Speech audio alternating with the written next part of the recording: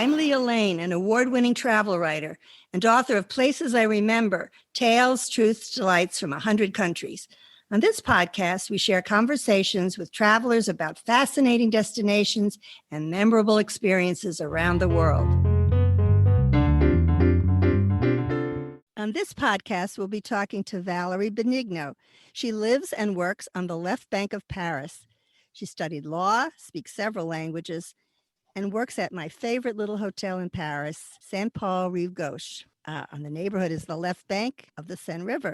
And she's going to tell us all about the left bank. Bonjour, Valerie in Paris. Bonjour, Leah. So what would you like to tell us about the 5th and 6th arrondissements, which is the left bank, the heart of the left bank, and it's called the Latin Quarter? Exactly. First of all, thank you for giving me the opportunity to talk about my favorite area in Paris, where I live, where I work. And this is a really, really nice place of Paris. And I have to tell you something about Parisians.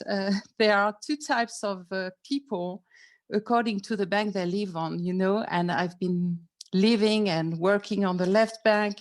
And this is something we feel. And this is true. We Parisians are able to guess where someone lives according to the way they dress, the way they move, they speak. It's slightly different, but we are able to tell that. How does a left bank Parisian dress differently than a right bank Parisian? It's a bit different. I would say that people on the right bank dress more classic, and on the left bank, they are fashion or a bit, well, I have a French expression for that. They would say, olé, olé. Olé, olé. Yes, that's a bit strange, but well, it's they dare to wear things that people on the right bank would never wear. Would we call that fashion forward here? Is that similar? Probably yes.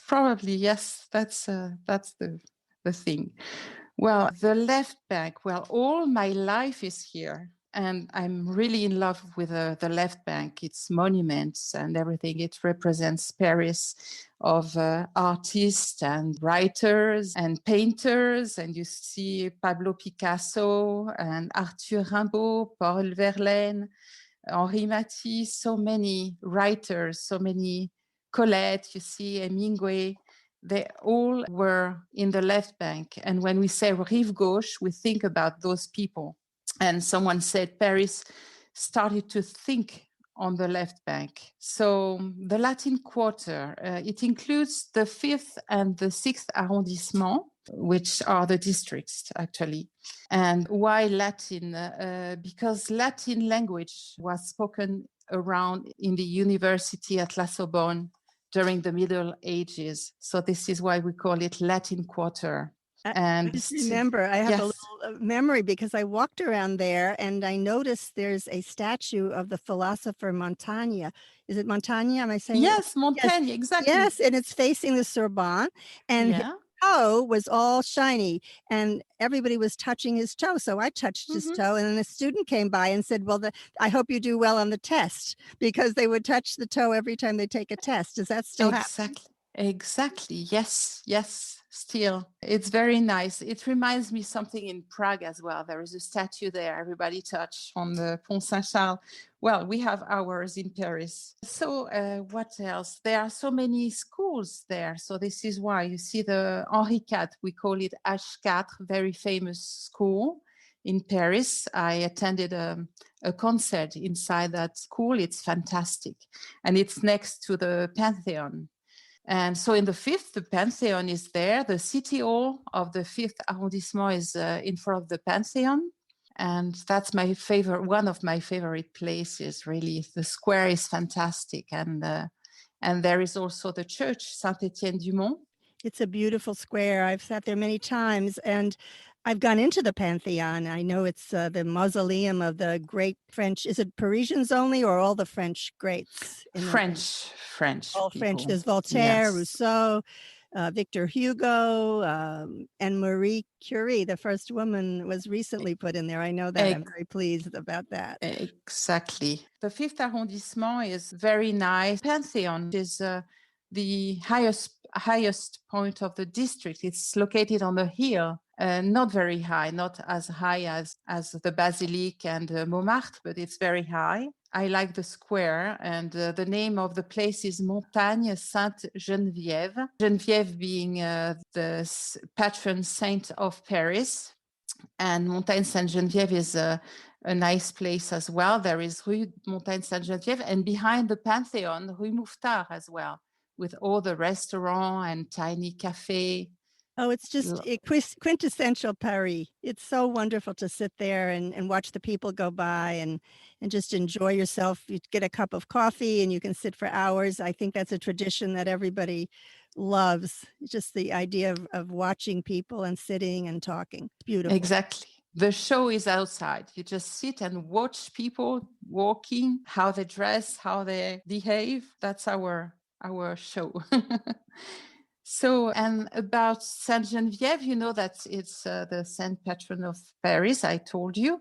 There is a statue on Pont de la Tournelle in front of the famous restaurant La Tour d'Argent, which is internationally known. And that statue, I like it. Every time I go on the Pont de la Tournelle, I watch the statue. And unfortunately and sadly, the statue is oriented towards the river.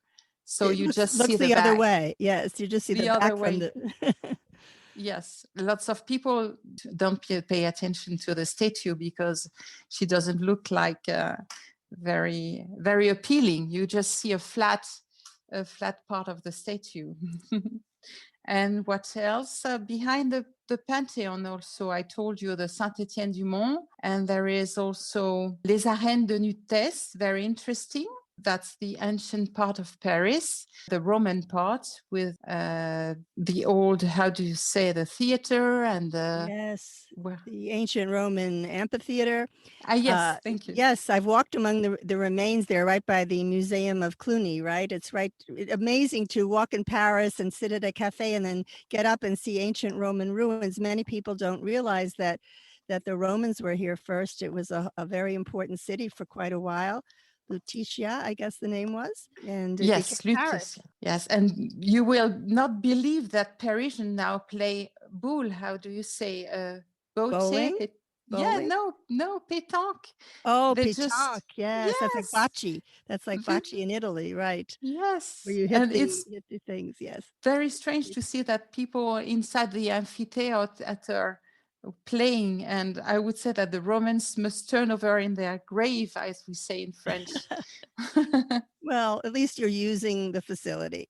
The baths are just beautiful. There are also baths next to the Museum of Cluny, right? As well as it's just really large. And when you walk by at first, you think, "What is this?" If you don't know that it was an ancient area.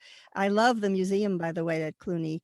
It's a medieval museum with stained glass and magnificent tapestries. And when you walk in there, you just get away from all the troubles. It's just absolutely beautiful. And I think it's a hidden gem of Paris. Mm-hmm. And it has been recently renovated. 2 years ago, they changed the entrance and renovated the entire building. It's like a little castle. It's really nice, the Musée Cluny. And the 6th arrondissement, well, first of all, the Luxembourg Gardens, because you can't miss that. They are huge and nice and charming. And the house is the Luxembourg Museum and the Senate as well. Yes, and wasn't it the home of Marie de Medici, who was the widow of King Henry IV, I think, fourth in the 1620s, and that's become the Congress House, hasn't it, or the Senate? Senate. Yes. Yes. And then in front of it, you have children playing with their boats and pony carts and chess being played by old people sitting happily in the sunshine. And it's just the most beautiful garden. I go there every day when I'm in Paris, and it's just a magnificent park. And to think that people are also in the Senate chamber, they're doing work. I've never seen anyone go in there and work. Maybe they're sitting outside in the sunshine, but it's a beautiful park. I can tell you that many people work inside because we have lots of senators. How do you call them? Senators. Yes, at the hotel. And there is also a puppets theater. Did you mention that, the puppets? Yes, the puppets are wonderful. I sat there myself watching them. There are kiosks, there's a cafe, and I was told that the museum there originally had many great works by, Rembrandt and so forth, and they are now in the Louvre. They were moved, but Correct. it's still a nice little museum with exhibits, temporary, right? And now there is Man Ray and La Mode at the moment.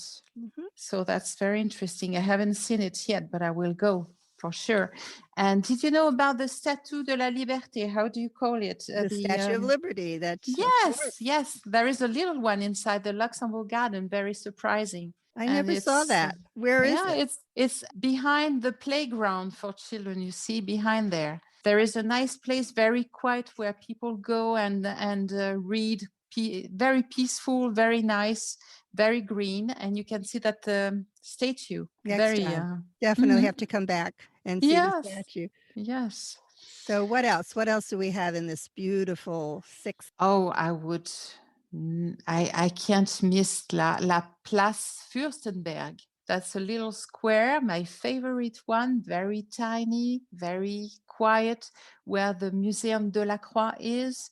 And there is also inside the museum a little garden, a hidden garden.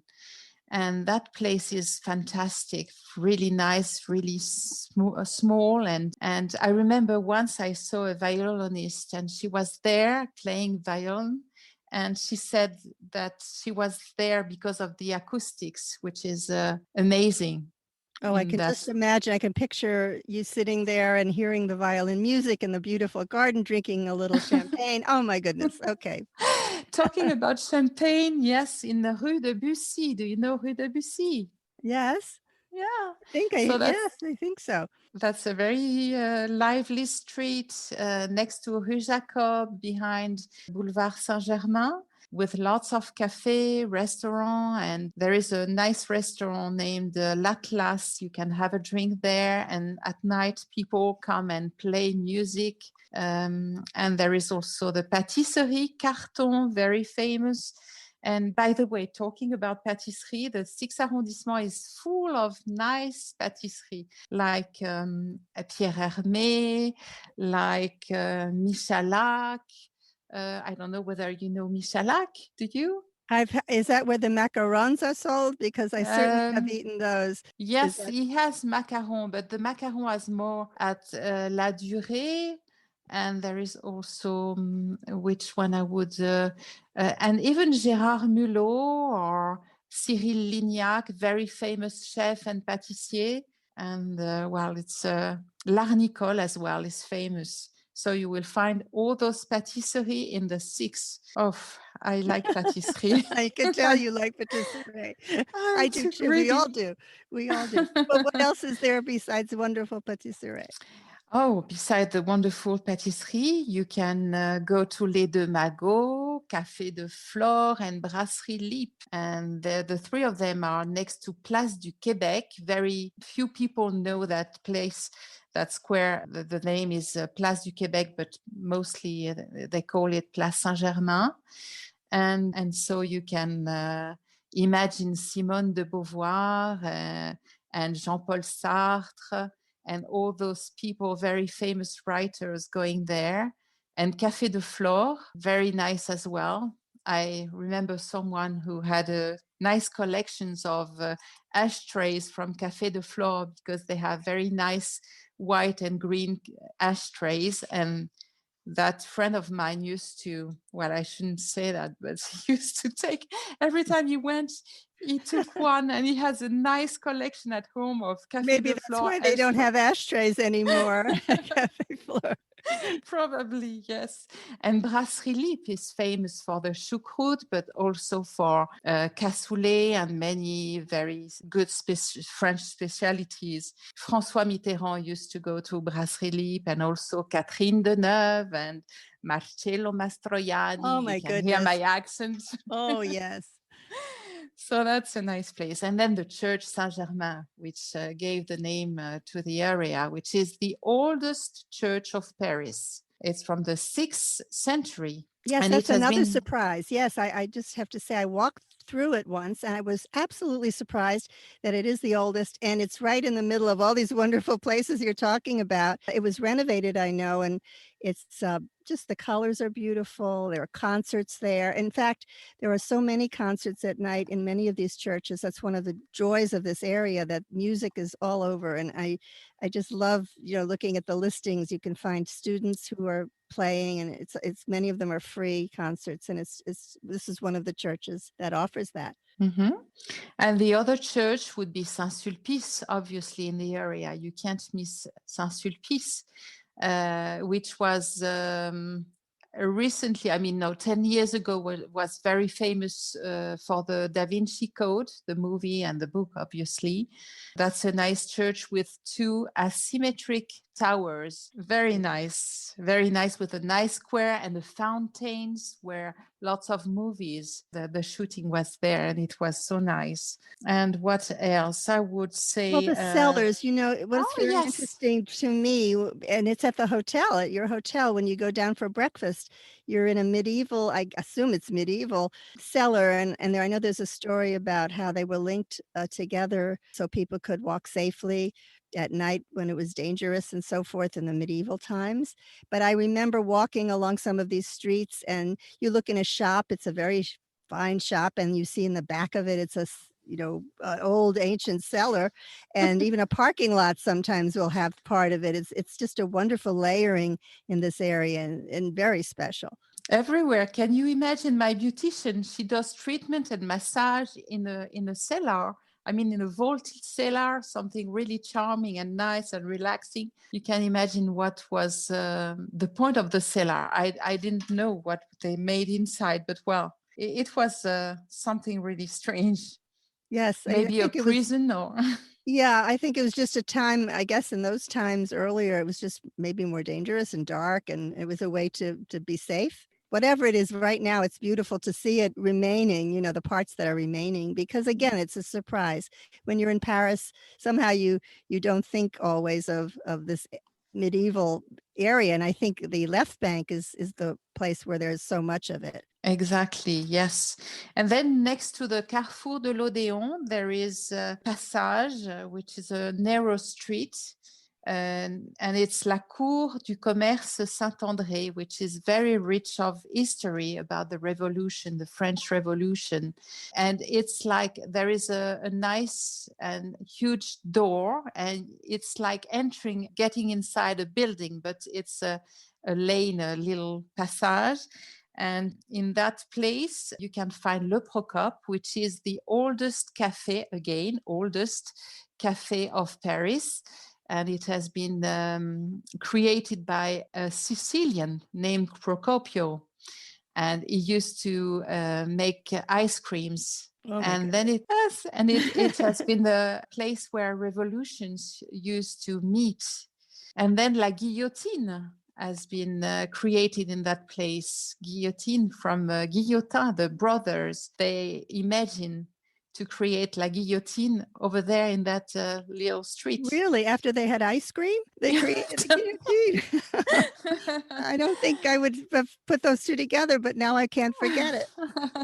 And now you can find Un Dimanche à Paris, which is a restaurant, salon de thé, and a chocolate place.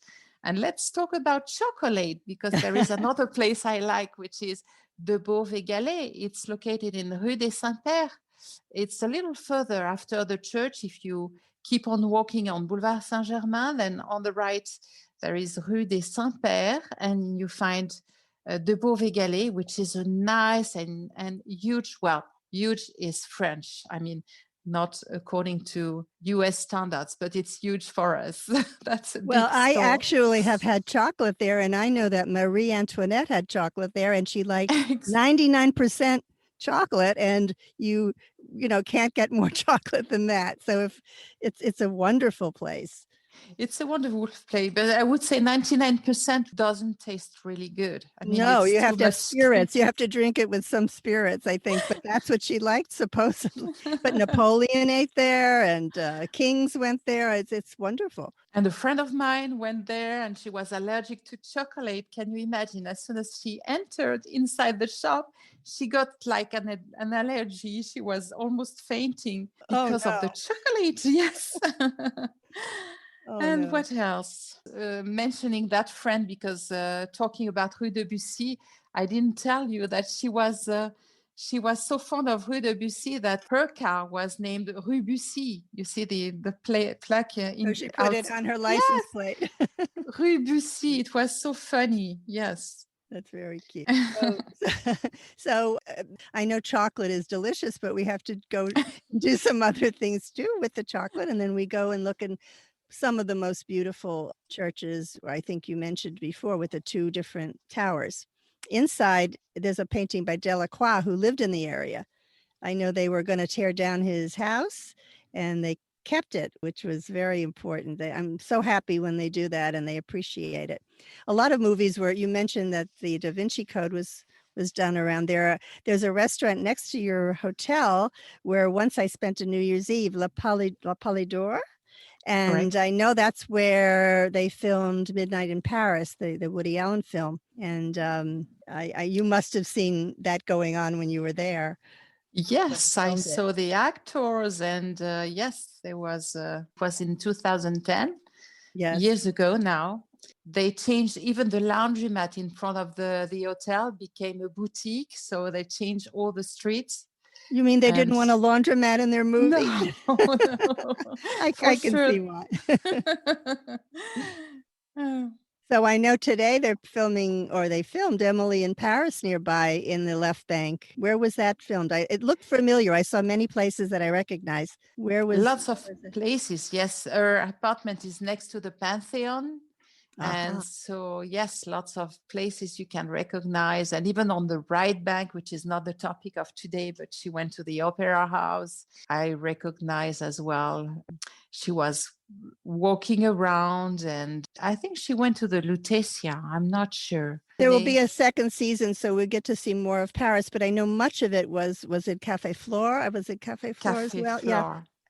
Many of the scenes I recognize. It's such a beautiful section of Paris.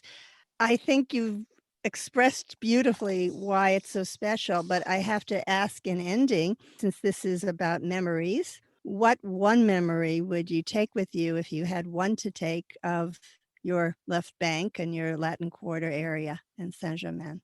I would say having a glass of champagne at Les Deux Magots in front of the oldest church of Paris, looking around, seeing the Louis Vuitton boutique, and seeing all those people, famous or not, around you is the best you can have in Paris. I mean, the best experience in Paris. Don't forget the champagne. It's part of it. Absolutely beautiful. Thank you so much. Merci beaucoup. You're welcome. Valerie. All of us would love to be there. Thank you so much again. Thank you, Leah. Thank you.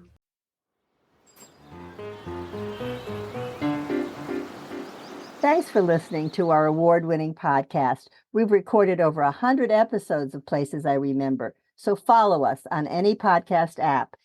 And new monthly episodes are also on YouTube with gorgeous video. My book, Places I Remember, is available in print and Kindle, and I read the audio version.